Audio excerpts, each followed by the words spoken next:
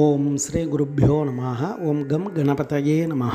நம்ம ஸ்ரீநிகேதன் வலைதளம் வாயிலாக முருகப்பெருமானுடைய சஹஸ்ரநாமத்திலிருந்து தினமும் ஒரு நாமாவளியை சிந்திச்சுருக்கோம். இன்றைய தினம் 284வது நாமாவளியாக ஓம் சேதீகிருத தமக்லேஷாய நமः.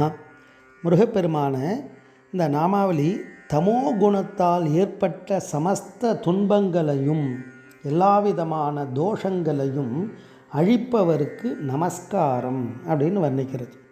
முருகப்பெருமான வழிபாடு செய்தாலே எல்லா சாப தோஷங்கள் எல்லாம் விலகிடும். முருகப்பெருமானுடைய அருளால் ஞானமானது சித்தித்து ஞானத்தின் மூலமாக பேரானந்தத்தை அனுபவிக்கக்கூடிய முக்தின்னு சொல்லக்கூடிய அந்த ஆனந்தத்தை அனுபவிக்கக்கூடிய பாக்கியம் கிடைச்சிடும். அப்போ இந்த பாபங்கள் எல்லாம் எதனால் ஏற்படுது, மனிதர்களுக்கு வரக்கூடிய அந்த குறைக்கு காரணம் என்ன அப்படின்னா, ஒவ்வொரு உயிருக்கும் 3 விதமான குணம் இருக்குது.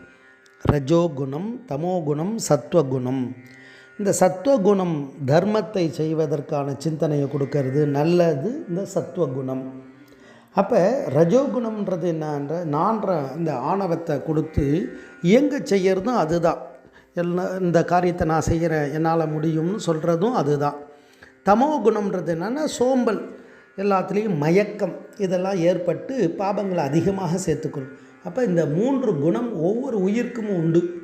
அந்த குணத்தின் பயனால் தான் நமக்கு நன்வினை தீவினை இதெல்லாம் அமையிறது.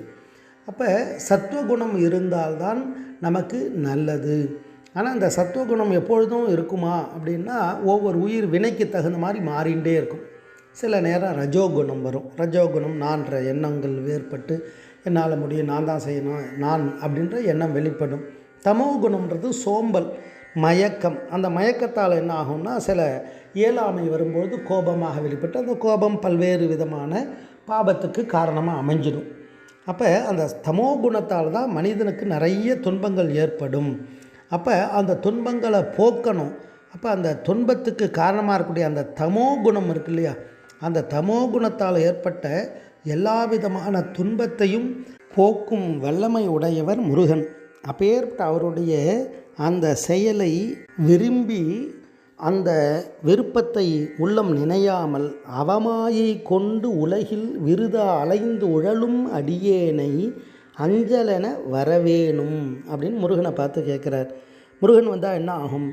அறிவாகமும் பெருக இடரானதும் தொலைய அருள் ஞான இன்பமது புரிவாயே அப்படின்னு இறைவனுடைய அந்த அருள் ஞான இன்பம் வந்ததுன்னா எப்பேற்பட்ட கஷ்டங்களும் விலகிடும்ன்றதை தத்துவார்த்தமாக திருப்புகழில் சொல்கிறார்.